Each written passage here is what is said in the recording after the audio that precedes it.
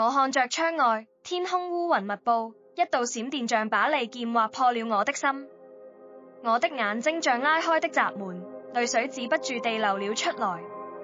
今天我被媽媽冤枉了，一想起那件事，我就感到心痛難過。今天中午，媽媽買了一部最新型號的手機，我和弟弟看見後都兩眼放光。媽媽立即警告我們說：你們不要拿我的手機打遊戲，如果打了遊戲機的話，我就請你吃一個藤條炆豬肉。說完就去買菜了。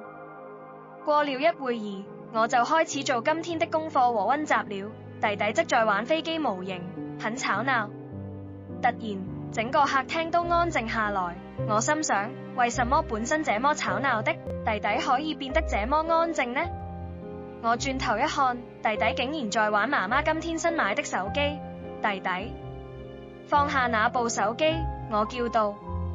可是弟弟卻說我狗拿好子，多管閒事，還推我出去。然而他推我的時候，不小心把手機摔在地上。我立刻把手機撿起，雖然手機沒有完全裂開，但手機屏幕已經變成了蜘蛛網。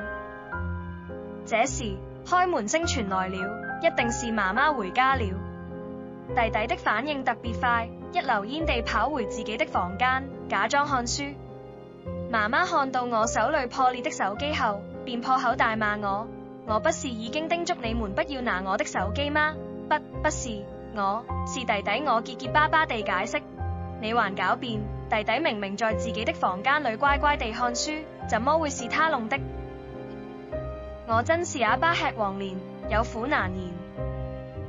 被冤枉的滋味的確不好受，心就像被無數隻螞蟻咬着。我真希望弟弟可以誠實做人，向媽媽坦白承認錯誤，還我一個清白。